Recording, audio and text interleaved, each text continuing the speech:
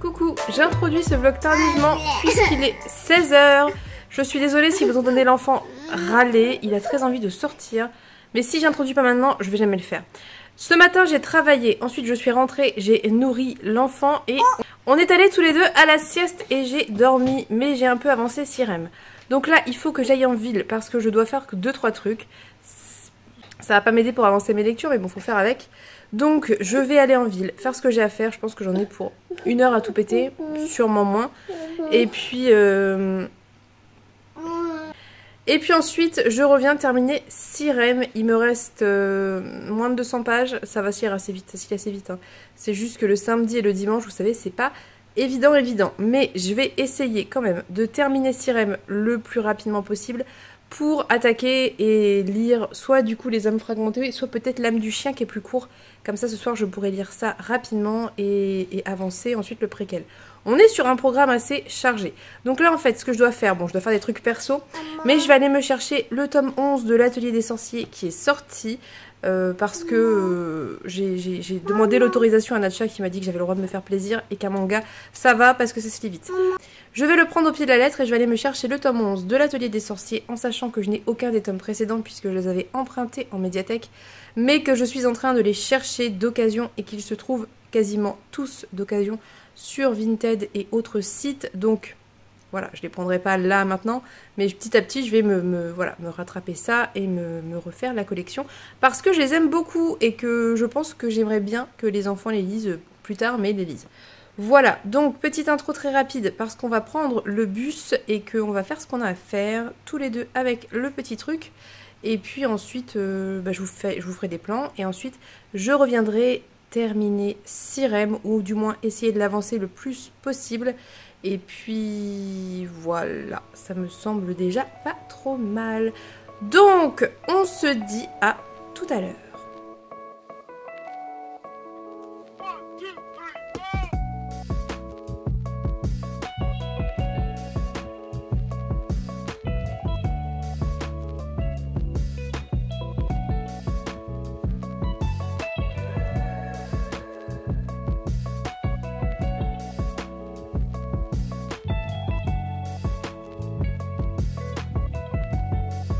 Coucou, on se retrouve au même endroit mais un certain temps plus tard puisque je suis allée en librairie chercher le tome 11 de l'Atelier des Sorciers en collector avec un mini artbook de 32 pages avec des illustrations inédites. Voilà, j'ai trop hâte de voir ça.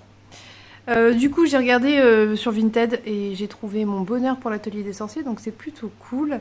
Et puis ce qui est bien c'est que même si je me les prends, ça va pas rentrer dans ma palle, hein, je les ai déjà lus. Et celui-là, je pense pas que ça va faire très long feu. Voilà. Si vous entendez crier derrière, c'est normal, les enfants. Comme d'hab. Bref, du coup, il est méga tard puisqu'il est 17 h et que je vais attaquer, enfin continuer ça. Ça se lit très bien et j'aime beaucoup. J'aime beaucoup le personnage de Sirem que je trouve très authentique et très réel. Dans la mesure où, comment dire, il y a beaucoup d'héros, héroïnes de ce genre de livres qui sont faussement en difficulté, enfin je sais pas si vous voyez ce que je veux dire. Là je trouve qu'elle fait vraiment réelle, vraiment avec des vraies failles où elle a peur, etc. Alors elle reste badass parce que évidemment c'est elle qui va résoudre le problème et voilà, mais je veux dire elle a quand même un côté avec des fragilités, tout ça qui est très très chouette, que j'aime beaucoup. Et puis j'aime bien les deux personnages qui l'accompagnent, donc je trouve ça plutôt chouette. Ça se lit très bien, j'aime beaucoup aussi découvrir ces mythes et cette mythologie non occidentale avec un univers du coup qui fait très oriental en fait, enfin voilà, qui est très très chouette, que j'aime beaucoup. Donc, je dois finir de monter le vlog d'aujourd'hui parce que ça doit sortir dans 2 heures. Et je dois terminer Sirem, même si à mon avis je terminerai ce soir en espérant que ce soir les enfants s'endorment vite et que je puisse vite retourner à mes lectures parce que sinon je vais être à la bourre et j'ai pas envie. Donc voilà. Ah oui, et je vous ai pas montré ce que j'ai reçu aussi, bah oui évidemment, mais c'était prévu donc ça voilà, je savais que j'allais recevoir. C'est Paideia, je sais pas moi je dis Paideia mais c'est peut-être Paideia. Je ne sais pas. Bref, de Claire Garand, publié aux éditions de La Volte, que j'ai reçu en service presse. Je leur avais demandé et voilà, la personne qui s'occupe de ça m'avait confirmé qu'elle me l'enverrait. Donc je suis très contente parce que ça fait un bout de temps déjà que je l'ai vu passer sur la chaîne de Lorraine des mots de l'imaginaire. Et depuis, j'arrête pas d'y penser, donc j'ai vraiment très envie de le lire. Je suis très très curieuse. Et j'ai vu des bons retours, je veux dire même Camelot Magicadou qui a eu du mal avec certains trucs et tout, dit que c'est bien écrit et que c'est assez incroyable, donc ça me fait très envie, voilà. Donc bref, ah oui, je vous ai pas montré aussi, j'ai reçu le tome 1 de Capitale du Nord avec vous savez, le prix des lecteurs là, je vous ai déjà parlé, et j'ai reçu un tote bag du livre de poche que je trouve, somme toute, je suis désolée, très mignon. Dedans, il y a le tome 1 de Capitale du Nord. Là, pour le moment, je vais me concentrer sur finir vite mon montage et continuer mes lectures. Je suis désolée s'il n'y a pas trop de plans. C'est vrai que il y a des jours où j'ai plus de mal que d'autres. Puis là, j'ai été toute seule avec le petit. Quand je suis toute seule avec le petit, bah, c'est beaucoup plus difficile pour filmer des plans. Parce qu'il est tout le temps dans mes jambes à râler et à vouloir le téléphone, comme tout enfant du 21e siècle qui se respecte. Donc c'est compliqué. Voilà, donc du coup je vous reprendrai plus tard et puis voilà, à tout à l'heure.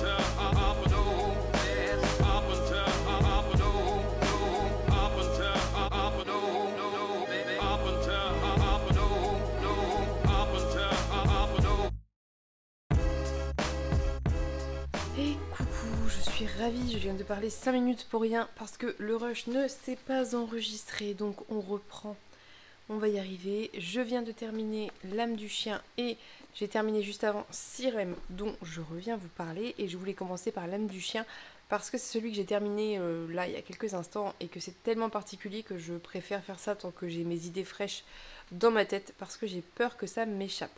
Donc, dans L'âme du chien d'Antoine Ducharme, qui est publié sous le label Mu de chez Nemos, nous allons suivre un espèce de général d'armée qui veut un peu, en gros, conquérir le monde. Et à un moment donné, une oracle va lui dire qu'il doit trouver l'âme du chien, c'est-à-dire un espèce de bras droit. Une sorte de bras droit qui ne reculerait devant rien et qui irait combattre à sa place. Donc il y a tout un recrutement qui est fait et que l'on voit dans l'ouvrage. Et donc l'âme du chien va lui-même recruter 100 soldats qu'il va choisir pour gagner la guerre. En gros, c'est ça l'objectif. On est sur, pour moi, déjà d'une part, quelque chose qui fait très conte philosophique, très abstrait, avec des choses concrètes dans les faits, mais beaucoup de choses très abstraites. Beaucoup d'idées sous-jacentes que l'on sent, de réflexion bien évidemment. Et après, c'est tout à fait le délire de Mu, donc je n'en suis pas du tout étonnée. On est aussi sur une inspiration, je pense, fortement troyenne, guerre de Troie, avec voilà, l'évocation des héros, avec cette guerre, ce siège. Enfin, il y a vraiment quelque chose qui fait très très inspiration guerre de Troie, que j'ai beaucoup aimé. On est sur une écriture aussi qui est de qualité, qui est très particulière, mais qui m'a beaucoup plu. Ça a des avantages et des inconvénients, l'écriture, ce style d'écriture cumulé au format très court, c'est que d'un côté ça va à l'essentiel et d'un autre on s'attache pas, enfin en tout cas moi personnellement je ne m'attache pas plus que ça au personnage. Après je ne pense pas que ce soit l'objectif, je pense qu'on est là pour y voir ce qu'on a envie d'y voir, ce qu'on y voit spontanément peut-être, et en ça c'est très bien réussi je pense, puisque j'ai vu pas mal de choses et de métaphores qui étaient plutôt sympathiques, puisque j'ai par exemple interprété l'histoire de l'âme du chien notamment, et de tous les personnages en fait, comme une métaphore de la vie de manière générale. J'ai trouvé ça très intéressant, puisque on a ces différents personnages, donc le général qui s'appelle Alandro, je crois, l'âme du chien qui s'appelle Clen, et l'oracle qui est l'oracle. Et en fait, ce qui se passe, c'est que, bref, ils vont chacun suivre des chemins propres à leur parcours. Et ouais, vraiment, ça m'a fait penser à une espèce de métaphore de la vie où on a cette guerre qui n'a pas de sens et que le général mène coûte que coûte, alors même que lui-même n'y croit plus vraiment, mais il s'y accroche et il veut gagner. Et Clen va suivre ça et va faire des choix à certains moments. Et j'y ai vu vraiment ce truc typique un peu de la vie où on va suivre tête baissée une voie et s'acharner en oubliant le reste, quoi. Et qu'à certains moments, peut-être que quand on prend du recul, on voit les choses différemment et on peut rectifier le tir, entre guillemets. La fin aussi m'a beaucoup fait penser à ça, puisque on termine sur un enfant qui joue, ce qui a priori est une certitude. Bref, j'ai trouvé que sous ces aspects-là, c'était intéressant. Ceci étant dit, j'étais peut-être un peu fatiguée pour lire ça, pour en apprécier pleinement tous les potentiels, mais c'était quand même vraiment très chouette, très intéressant, et je pense qu'à l'occasion, je le relirai quand je serai dans un état de fatigue un petit peu moins important, pour voir si je ne vois pas d'autres choses. En tout cas, c'est une lecture que vous pouvez faire si vous aimez les choses qui poussent un petit peu à la réflexion, qui ne sont pas un récit typique, voilà, avec une structure narrative typique. C'est vraiment des épisodes, ça a un côté très, très brumeux, où des fois on ne sait plus trop qui parle, on ne sait plus trop qui pense, où les gens vous raconter à certains moments des bouts de leur vie et de leur histoire, et ça a du sens en soi, mais c'est pas inscrit dans une espèce de structure plus grande. Enfin, voilà, c'est particulier. Moi, j'aime bien ce genre, donc c'était intéressant. Voilà, donc je vais voir si ça décante et si j'ai envie d'en reparler plus tard. Et potentiellement, éventuellement, quand j'aurai plus le temps et que je serai moins fatiguée et plus posée, le relire. Sinon, du coup, j'ai terminé Sirem et l'oiseau maudit de Yasmine Djebel, qui fait un petit peu plus de 400 pages, que j'ai lu relativement vite, qui est très très joli. Même le titre là est très joli. Dans Sirem et l'oiseau maudit, on suit le personnage sans grande surprise de Sirem, qui, je vous l'ai dit je crois, il y a 10 ans, il y a eu une grosse guerre entre deux royaumes, le royaume de la lune et le royaume du soleil, et le royaume de la lune a été anéanti. Et donc en fait tous les citoyens qui vivaient dans ce royaume sont devenus un petit peu des exilés quelque part, qui sont pas très bien acceptés, qui sont un peu rejetés, qui vivent un peu dans des ghettos. Voilà, je pense que vous voyez typiquement de quoi je parle. Et Sirem en gros faisait partie de ce royaume de la lune, sauf que ses parents se sont a priori sacrifiés pour qu'elle puisse s'enfuir. Elle a eu la chance d'être recueillie par Zidi, je crois, qui était un général pendant la guerre, qui a tout plaqué du jour au lendemain pour se consacrer à tenir une espèce de bibliothèque. Il est un peu archiviste, il récupère des textes à travers le royaume et il va les archiver, les ranger, il va en détruire certains parce que ça ne respecte pas la doctrine officielle. Et donc Sirem grandit là-dedans jusqu'au jour où il se passe quelque chose. Un jeune homme veut mettre le feu au jardin. Ça va lancer une quête qui va la dépasser. Alors on est sur un livre qui mêle conte, roman, mythologie. On est sur un livre très très dense et très très riche parce qu'il y a énormément d'actions. Il y a énormément de déplacements, il y a énormément de créatures, de magie, d'épisodes dans différents endroits. C'est vraiment riche, ça se pose pas beaucoup, hein. Concrètement les personnages se posent très très peu, voire pas du tout. On a aussi le trope de la prophétie entre guillemets, qui est plutôt pas mal exploité, qui était plutôt sympathique. Moi j'ai beaucoup aimé cet ouvrage.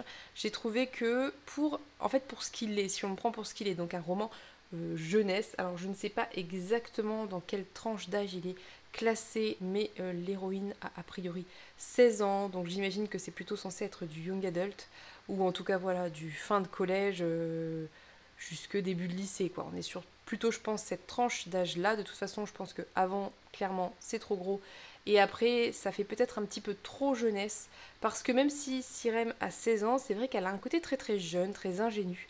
Mais en même temps, pour du young adult, on va dire que je le classe là-dedans, parce que c'est un peu plus que du middle grade quand même, et bah ça change. Ça change parce qu'on a une mythologie qui est très différente de ce à quoi on a l'habitude, par le fait tout simplement que c'est inspiré de légendes d'Algérie, entre autres, peut-être du Moyen-Orient aussi, puisqu'on a des djinns et tout ça. Ça change parce qu'on a une héroïne qui n'est pas badass à proprement parler. Ça veut dire que elle va beaucoup se remettre en question, beaucoup se poser de questions, elle va avoir besoin d'aide et beaucoup de gens vont l'aider. Elle va pas forcément toujours être courageuse et parfois elle va être courageuse mais sans même s'en rendre compte. Enfin, je trouve que le personnage est plutôt pas mal, moi je l'ai bien aimé. Après, très sincèrement, on creuse, je trouve, assez peu la psychologie des personnages, donc ils ne sont pas attachants de manière viscérale. Ils sont, ils sont mignons, ils sont bien faits, ils sont voilà, mais c'est pas non plus un attachement de ouf. J'étais pas hyper attachée au personnage à part un, mais parce que c'est un enfant, je pense, et qu'il est peut-être un petit peu plus caractérisé. Il a un petit peu plus quand même de personnalité. Mais quand même, j'ai bien aimé Sirem, j'ai bien aimé sa manière voilà, de mener cette quête un petit peu désespérée, de s'accrocher à tout ce à quoi elle peut, de pas vouloir lâcher, de se mettre elle-même des coups de pied aux fesses quand elle a envie de lâcher et de du coup ne pas lâcher en fait. Et, et j'ai trouvé que c'était vraiment chouette. C'était assez différent. Après, si je dois donner des points plus négatifs, bah, ça va très vite. Il y a vraiment beaucoup d'actions, on se pose pas beaucoup. Et du coup, il y a des fois où j'étais un petit peu perdue dans la quête en fait. Parce qu'on a une quête qui va être en rapport avec cette prophétie. Et il y a plein de choses qui vont s'ajouter, plein d'épreuves, plein de créatures, plein de trucs. Il y a des moments où j'étais un petit peu perdue. Où je savais plus trop. Mais en même temps, en acceptant un peu de lâcher prise et de me laisser porter par le récit, ça allait aussi. J'étais pas non plus complètement larguée à plus savoir rien. C'est juste qu'il y avait des petits passages où des fois je relisais en me disant j'ai dû rater quelque chose. Enfin, ça va quand même vite quoi. C'est pour ça que je dis que c'est pas du jeunesse parce que c'est pas si simple que ça. Après, très sincèrement, j'ai aimé que on soit concentré sur des enjeux un petit peu plus élevés que de la romance et voilà. Je trouve que c'est quand même bien écrit. Je trouve que ouais que c'est chouette, ça se lit bien, c'est quand même bien écrit, c'est pas non plus trop simple. Mais pour moi, très sincèrement, la très grande force de ce livre, au-delà de cette couverture absolument magnifique à mon sens, c'est vraiment la mythologie qui est totalement différente, l'environnement qui est totalement différent. C'est extrêmement plaisant de retrouver des noms et des prénoms qui ne sont pas occidentaux. C'est extrêmement plaisant de retrouver des personnages qui ont des carnations différentes de beige pâle à beige légèrement hâlé. C'est plaisant de retrouver des personnages qui ont des habits avec des noms qui changent peut-être de ceux qu'on a tendance à voir en fantasy. C'est voilà, toute la mythologie, tout l'univers, tout ça fait que c'était vraiment très chouette. J'étais très très contente. J'ai beaucoup aimé certaines représentations dans le livre, puisqu'on va avoir un personnage qui est en situation de handicap. On va avoir un personnage qui voilà, a certains traumatismes par rapport à la famille. On va avoir un personnage qui est un peu rejeté parce qu'il est efféminé. Alors je dis ça avec des gros guillemets, mais voilà, que c'est a priori un homme cis, mais qu'il est trop efféminé pour sa famille et la société. Et je mets encore une fois de très gros guillemets à efféminé comme si c'était une tare. Bref. Mais soit, vous aurez compris. On a quand même un peu de représentation, voilà, c'est plutôt chouette. Je trouve qu'on ne s'arrête pas sur le physique de Sirem, et ça je le souligne, plus, on ne s'arrête pas sur le physique de Sirem. On sait la couleur de ses cheveux, la couleur de ses yeux, on sait qu'elle a des cheveux très bouclés, on sait qu'elle a des taches de rousseur, mais on ne va jamais dire qu'elle est grande, svelte, ou qu'elle est pulpeuse, ou qu'elle est... on s'en fout, et... merci, ça fait du bien. Ce personnage n'a pas à être caractérisé par son physique parce qu'on s'en fout. Et voilà, et je trouve que c'est très bien parce que, encore une fois, et c'était le cas aussi pour un mari, mais cette fois-ci c'est de la littérature francophone, donc c'est à souligner, ça permet, je pense, au lectorat, au jeune lectorat, de trouver des représentations de personnages différents, de trouver, peut-être de se sentir représenté par ce personnage. Et c'est bien, et c'est nécessaire, et j'ai adoré. Je trouve que, en comparaison à tout ce que j'ai pu lire en Young Adult, en sachant que Young Adult c'est très variable ce qu'on met dedans, mais soit, je trouve que c'est un de ceux qui a le plus de mérite en termes de représentation, qui a le plus de mérite en termes de mythologie, d'univers et de la manière de représenter et de penser les personnages et de parler des personnages aussi. J'ai trouvé que la fin était somme toute assez rapide. Je voyais la fin arriver et je me disais mais où on va parce que là rien n'est résolu. Et effectivement la fin se fait très vite d'un coup. Mais c'est vrai que l'élément de résolution, le déclenchement vers la résolution est assez rapide et qu'après tout va très vite et que j'ai dû relire peut-être les 3 pages où on a vraiment la résolution en me disant mais voilà, ça va un peu vite. Mais bon, voilà. J'ai trouvé que c'était une lecture très agréable, j'étais bien dedans et voilà, j'étais contente de le découvrir. Je découvrirai avec grand plaisir de prochains écrits de Yasmine Djebel qui pour moi a un talent extrêmement prometteur. Je pense que c'était son premier roman et pour un premier roman, voilà, c'est quand même vraiment pas mal du tout. Donc, je remercie encore une fois la personne qui m'a offert Sirem. Je suis très contente de l'avoir, je suis très contente de l'avoir découvert surtout. Et je regrette presque de ne pas l'avoir fait avant parce que en fait c'est typiquement ce genre de livre qui me fait envie mais que je vais pas passer en priorité. Et bah, heureusement quelqu'un me l'a sorti de ma wishlist pour me l'offrir parce que du coup il est passé en priorité et c'était une très chouette découverte. Voilà. Demain je vais à la piscine le matin, je ne sais pas ce que je vais filmer ou pas, mais nous verrons demain, je vous préviens quand même. Ah oui parce que du coup on vous a pas dit, on devait filmer aujourd'hui la dernière vidéo, mais avec Pénélope on s'est dit que quitte à filmer, bah, autant faire le dimanche inclus puisque ça ne changerait pas grand chose. Donc il y aura 8 vidéos au lieu de 7, donc on sera sur 8 jours 8 livres.